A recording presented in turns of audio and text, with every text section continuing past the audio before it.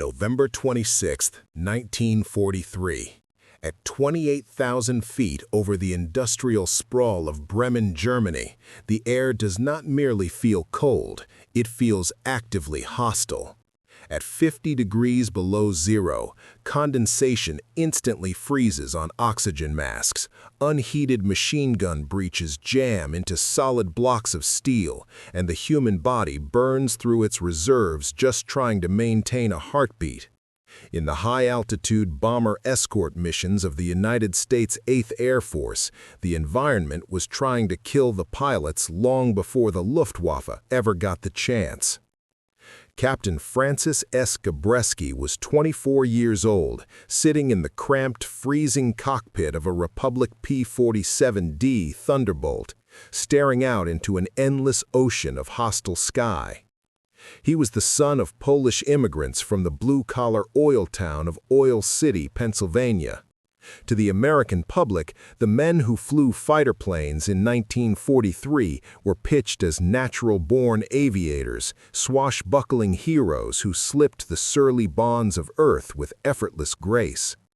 Gabreski was none of those things. He was, by his own admission, an incredibly tense, heavy-handed pilot who had nearly been washed out of primary flight training. His instructors had noted his rigid posture and his tendency to fight the aircraft's natural aerodynamics. He didn't have the innate biological instinct for flight that men like Chuck Yeager or Richard Bong possessed.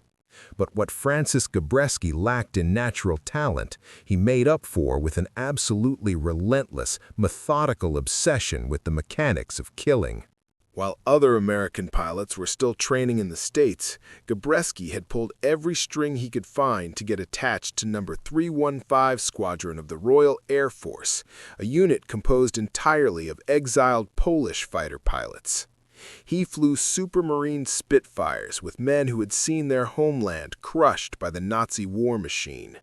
From the Poles, Gabreski learned that aerial combat was not a gentleman's duel. It was a brutal, unsentimental mathematics of survival. You did not fight fair. You did not fight on the enemy's terms. You hunted, you ambushed, and you used the specific strength of your machine to absolutely shatter the enemy before they even knew you were there. When he transferred back to the American 56th Fighter Group, the legendary unit that would soon become known to the world as Zemke's Wolf Pack, Gabreski had to unlearn everything the nimble British Spitfire had taught him. Because the United States Army Air Forces didn't give him a Spitfire, they gave him a monster. The Republic P-47 Thunderbolt was the heaviest single-engine fighter of the war, tipping the scales at over 14,000 pounds fully loaded. It was powered by a massive 2,000 horsepower Pratt & Whitney R2800 double wasp radial engine. The fuselage was built so absurdly large not for aesthetics, but because it had to house a complex, massive turbo supercharger system in its belly that crammed thin, high-altitude air into the engine block. To the German pilots flying the sleek, lightweight Messerschmitt Bf-110s and Focke-Wulf FW-190s, the P-47 looked like a flying milk jug. They assumed that a plane of that sheer, unapologetic mass would be an easy target in a turning dogfight. They were right. In a slow, horizontal turn, the P-47 was a brick. But Gabreski and the pilots of the 56th Fighter Group had no intention of turning. They understood that the P-47's immense weight was its greatest tactical weapon. In a dive, the Thunderbolt accelerated with a terrifying, crushing terminal velocity that no German fighter could hope to follow. And packed into its broad wings were 8 50-caliber Browning M2 machine guns. When a P-47 pilot pressed the trigger, they didn't just shoot at an enemy aircraft. They threw a solid wall of armor-piercing kinetic energy that could physically tear a lightweight German interceptor into scrap metal in less than 2 seconds. Before we follow Gabreski into the freezing skies over Bremen for a battle that would forge his legacy as America's top ace in Europe, if you believe the men who flew these heavy metal monsters deserve more than just a footnote in history, hit that like button. It tells the algorithm that real, unfiltered military history is worth sharing. Subscribe so you don't miss the rest of this engagement. And as we always say here at WWII Frontliner, I want to ask you, drop a comment and tell us where you're watching from and whether anyone in your family served in it. We read every single comment and we want to honor their legacy. Now let's go back to November of 1943. The tactical situation over Bremen was rapidly deteriorating. Gabreski was leading a flight of Thunderbolts tasked with protecting a massive stream of American B-17 flying fortresses that were currently miles behind enemy lines. The bombers were vulnerable, lumbering through the sky, attempting to line up their bombing runs on the heavily defended German industrial targets below. Suddenly, the radio channel crackled with frantic reports. The Luftwaffe was rising to meet them, and they weren't sending a standard patrol. Climbing up through the hazy German sky was a massive interception force. Gabreski scanned the airspace below him and did a rapid, chilling count. There were dozens of twin-engine Messerschmitt Bf-110 Zerstörers, heavy fighters specifically designed to launch devastating rocket attacks into the bomber formations. And swarming above them, acting as a lethal protective shield, was a massive hornet's nest of Focke-Wulf FW-190s and Messerschmitt Bf-109s. The American escort was vastly outnumbered. The standard German doctrine for this scenario was simple. The nimble single-engine fighters would engage and tie up the American P-47s in a grinding, high-altitude dogfight, leaving the heavily armed twin-engine Bf-110s free to butcher the B-17s at their leisure. Gabreski looked at the tactical geometry unfolding beneath him. The German interceptors had the numbers, but Gabreski had the one currency that mattered more than anything else in the sky. He had altitude. He was sitting at 28,000 feet, thousands of feet above the highest tier of the German fighter screen. The Polish pilots had taught him well. You do not fight on the enemy's terms. You use your mass. You use your gravity. Gabreski keyed his microphone, calling out the targets to his flight. He didn't hesitate. He pushed the heavy control stick forward, pointing the massive, broad nose of his P-47 Thunderbolt directly down into the center of the German armada. The massive Pratt & Whitney engine roared as gravity seized the 7-ton fighter. The 18-minute clock had just started. In the lethal, high-altitude arena of the European air war, a fighter pilot had to understand that energy and altitude were currencies you could not afford to squander. When Captain Francis S. Gabreski pushed the control stick of his Republic P-47 Thunderbolt forward, pointing its massive, blunt nose down toward the German interceptor force over Bremen, he was cashing in every inch of his 28,000-foot advantage. The physics of a P-47 Thunderbolt in a steep dive are terrifying. Gravity seized the 14,000-pound aircraft, and the airspeed indicator instantly surged past 400, then 450, and approached 500 miles per hour. Inside the unheated cockpit, the roar of the air rushing over the canopy became a deafening physical force, drowning out the deep, synchronized thunder of the 2,000-horsepower Pratt & Whitney radial engine. To the German Focke-Wulf FW-190s and Messerschmitt Bf-110s flying top cover for the twin-engine bomber killers below, the American attack was a blur. Standard aerial combat doctrine dictated that when a flight of enemy fighters is positioned above your target, you must engage the fighters first. If you ignore the top cover and dive straight for the bombers, the enemy fighters will simply roll over, drop onto your tail, and annihilate you. But Gabreski and the 56th Fighter Group were rewriting the doctrine based entirely on the unique aerodynamics of the Jug. Because the P-47 was so incredibly heavy, its terminal dive velocity was untouchable. Gabreski knew that even if the Focke-Wulf spotted him and immediately dove to intercept, they mathematically could not catch him. Their lighter airframes simply couldn't convert gravity into speed fast enough. Gabreski was ignoring the deadly single-engine fighters completely, slicing straight through their protective screen to get to the real threat, the heavy twin-engine Messerschmitt Bf-110 Zersterers. The Bf-110s were currently lining up behind the vulnerable American B-17 flying fortresses. They were armed with heavy cannons and underwing rockets designed to shatter a heavy bomber with a single hit. Gabreski had to break their attack run before they fired.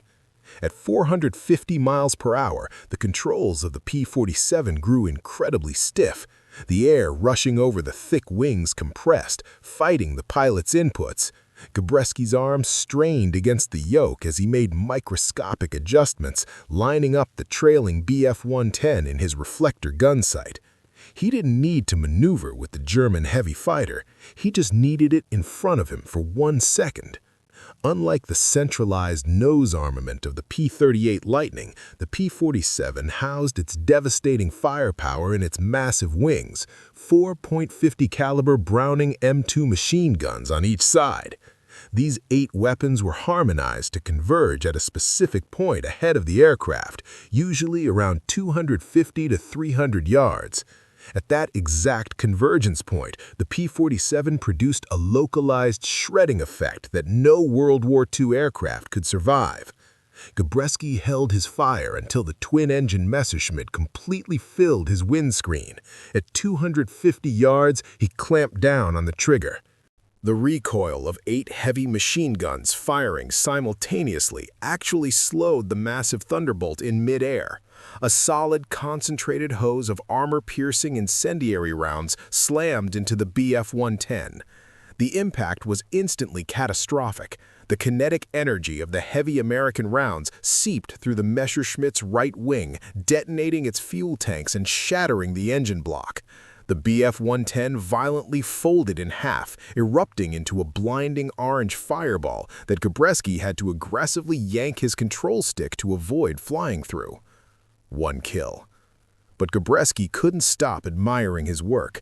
The moment he cleared the burning debris, he hauled back on the control stick. The G-forces slammed him into his seat, draining the blood from his head and graying out his vision as he executed the second half of the 56th Fighter Group's signature tactic, the zoom. He traded his massive, crushing kinetic speed back into altitude, pulling the heavy jug into a staggering, near-vertical climb. Infuriated by the sudden, violent destruction of their heavy fighter, the German single-engine escorts finally reacted. A swarm of Focke-Wulf FW-190s rolled inverted and plunged after the climbing American, their pilots pushing their throttles to the firewall to catch him. But Gabreski wasn't trying to outturn them. He was letting physics do the work. The lighter German fighters were built for horizontal agility, not vertical energy retention. As Gabreski hauled his 7-ton machine straight up into the freezing blue sky, the pursuing Focke-Wulfs began to stall. They lacked the sheer momentum required to sustain the climb. One by one, their airspeed bled away. Their controls turned mushy, and they fell back toward the earth, hanging suspended on their propellers, while Gabreski soared thousands of feet above them, restoring his altitude bank account. It was a textbook execution of boom and zoom tactics. Dive, destroy, climb, reset. But on November 26, 1943, the textbook was about to be thrown out the window. As Gabreski leveled out at the top of his zoom climb, gasping for oxygen in the thin air, his situational awareness caught a terrifying development. The Luftwaffe had not just sent a single squadron to intercept the bombers. They had sent an entire armada. Looking down, Gabreski saw dozens of German fighters swarming the American bomber stream. The sky was an absolute chaotic melee of swirling contrails, burning aircraft, and snapping tracers. His own flight of Thunderbolts had become fragmented, dragged into desperate, isolated survival fights against overwhelming numbers. The Bf-110s were still pressing their attack on the B-17s. If Gabreski stayed high, he was safe. He could pick his targets, dive when he wanted to, and use his speed to run back to England when his fuel ran low. But the Polish pilots he had flown with hadn't taught him to be safe. They had taught him to kill the enemy until the enemy stopped coming. Gabreski checked his fuel. He checked his ammunition. He still had enough for a few more passes, but every time he dove back into that hornet's nest, the mathematical probability of survival plummeted. The Germans were adapting.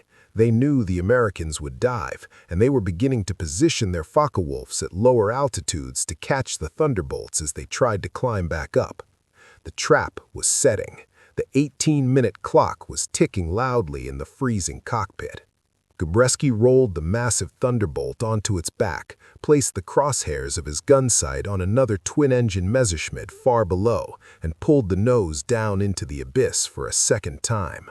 When you roll a 7-ton fighter inverted and pull the nose straight down toward the Earth, you are no longer flying an airplane. You are piloting a falling anvil. Captain Francis S. Gabreski knew exactly what he was doing when he initiated his second dive into the swirling chaos over Bremen. Below him, the American B-17 flying fortresses were flying in their rigid, tightly packed combat boxes. This defensive formation was designed to create overlapping fields of fire from hundreds of .50 caliber machine guns, turning the bomber stream into a flying porcupine. But the German twin-engined Messerschmitt Bf-110s were specifically designed to break those boxes. Armed with heavy rockets and 20mm cannons, the Bf-110s could sit just outside the effective range of the bomber's defensive guns and lob high-explosive ordnance into the tight formations. If they weren't stopped, the B-17s would be slaughtered. Gabreski hurtled down through the freezing stratosphere, his airspeed indicator once again burying itself near the 500-mile-per-hour mark. He blew past the protective screen of single-engine German fighters, slicing through their altitude tier before they could physically bank their aircraft to intercept him. He was a streak of unpainted aluminum and raw kinetic energy. He locked his eyes onto a second Bf-110 that was hovering menacingly behind a crippled B-17. The American bomber had already lost an engine, trailing a thick plume of white smoke, and the German pilot was moving in for the execution shot. Gabreski didn't have time for a textbook approach. He was closing so fast that he was in danger of ramming the heavy fighter. At a closing speed of over 400 miles per hour, Gabreski reefed back on his control stick, his muscles straining against the immense aerodynamic pressure of the dive. He pulled his massive P-47 directly into the Bf-110's blind spot and squeezed the trigger on the control yoke. The 850 caliber machine guns in his broad wings unleashed a deafening roar. In a fraction of a second, hundreds of armor-piercing incendiary rounds converged perfectly on the Messerschmitt's fuselage. The concentrated kinetic energy practically sawed the enemy aircraft in half. The Bf-110 violently pitched upward, its right wing folding like cheap cardboard, before it erupted into a blinding ball of burning aviation fuel. 2 kills. But the math of the battlefield had just shifted violently against him. By making a second pass, Gabreski had spent the last of his altitude bank account.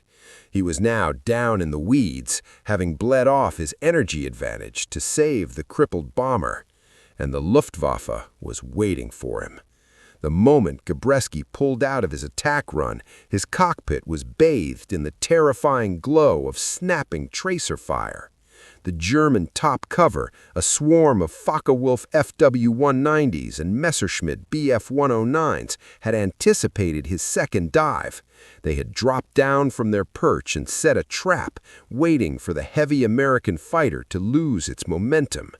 Now Gabreski was caught low, slow, and surrounded. 3 FW-190s seamlessly dropped onto his tail, their pilots eagerly lining up the massive, unmistakable silhouette of the Republic P-47 in their gun sights. A burst of German 20mm cannon fire slammed into Gabreski's aircraft. The heavy shells tore through the Thunderbolt's aluminum skin, ripping jagged holes in the wings and the rear fuselage. In any other fighter, A P-51 Mustang or a British Spitfire, those hits would have been fatal. The liquid-cooled engines of those sleek fighters could be brought down by a single bullet puncturing a coolant line. But the P-47 Thunderbolt was not sleek. It was built like a flying tank. The massive Pratt & Whitney R2800 double wasp engine sitting in front of Gabreski was air-cooled. It had no delicate liquid coolant lines to sever. Its thick steel cylinders could literally have chunks blown out of them by enemy fire and continue to run. Furthermore, the cockpit was wrapped in heavy armor plating. Gabreski heard the terrifying clack, clack, clack of shrapnel bouncing harmlessly off the steel plate directly behind his head. He was alive, but he was trapped. The German fighters were vastly more maneuverable at this altitude. If he tried to turn with them, the nimble Focke-Wulfs would effortlessly slide inside his turn radius and saw his heavy fighter to pieces. He had only one card left to play. It was the only card the Jug ever really needed. Gabreski shoved his throttle past the safety wire into war emergency power. This dumped raw fuel and maximum pressure into the engine, temporarily boosting the massive radial to its absolute breaking point. He kicked his rudder pedals, flipped the heavy fighter onto its back, and pulled the nose straight down toward the German countryside. He was initiating a power dive from low altitude, a desperate, terrifying maneuver that required absolute faith in the structural integrity of his machine. The German pilots immediately rolled over and followed him down, but as the airspeed climbed past 400, then 450 miles per hour, the physics of the chase fundamentally changed. The lightweight FW-190s and Bf-109s began to vibrate violently. Their thinner wings and lighter airframes could not withstand the sheer, crushing aerodynamic forces of the terminal power dive. To continue following the plunging American meant risking catastrophic structural failure. Their wings would literally rip off. Gabreski felt the heavy controls of the Thunderbolt turn to concrete in his hands, but the massive, rugged airframe didn't even shudder. It sliced through the freezing air with the unstoppable momentum of a freight train. At 1,000 feet above the German tree line, Gabreski hauled back on the stick with everything he had. The G-forces crushed the breath out of his lungs. The heavy fighter screamed out of the dive, leveling off just above the treetops, racing toward the English Channel at a speed the German fighters simply could not match in level flight. The pursuing Luftwaffe pilots, unable to sustain the dive, had been forced to pull out thousands of feet higher. They watched in frustration as the battered, bullet-riddled American juggernaut vanished into the haze, leaving them with nothing but empty sky. When Captain Francis S. Gabreski finally touched down at the 56th Fighter Group's base in Halesworth, England, his ground crew was stunned. The Thunderbolt was leaking oil, its wings were peppered with jagged cannon holes, and the massive radial engine was ticking with the exhausted heat of absolute mechanical abuse. But it had brought him home. In exactly 18 minutes of hyper-compressed violence, Gabreski had broken the German attack, destroyed 2 heavy interceptors, and used the unique physics of the heaviest fighter in the war to survive an impossible ambush. Those 2 kills on November 26th officially pushed Gabreski over the 5-kill threshold, minting him as an ace. Francis Gabreski didn't have the natural intuitive grace of other pilots, but he had a cold, methodical understanding of exactly what his machine to do, and he possessed the ruthless discipline to never, ever fight on the enemy's terms. He would go on to shoot down a staggering 28 German aircraft, making him the highest-scoring American ace in the European theater of operations. He survived a crash landing, spent the last months of the war in a German POW camp, and eventually returned to fly jets in the Korean War, where he became an ace all over again. The history of the Second World War isn't just a collection of dates and battlefields.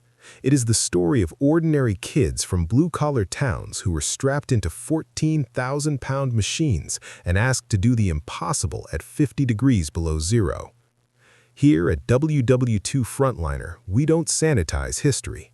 We dig into the filing cabinets, the flight logs, and the brutal mathematics of survival to bring you the stories that the textbooks gloss over. If this story reminded you of the sheer, unapologetic grit required to fly the P-47 Thunderbolt, please hit that like button. It costs you nothing, but it ensures these incredible archives reach the people who deserve to hear them. Subscribe if you haven't already. We don't do Hollywood myths. We go into the cockpit and into the 18 minutes of chaos that rewrote the air war. And before you go, drop a comment and tell us where you're watching from and whether anyone in your family served in it. We read every single comment, and we want to ensure these names are never lost to time. Gabreski trusted the jug, and he never fought fair. Don't quit on this channel. We'll see you in the next one.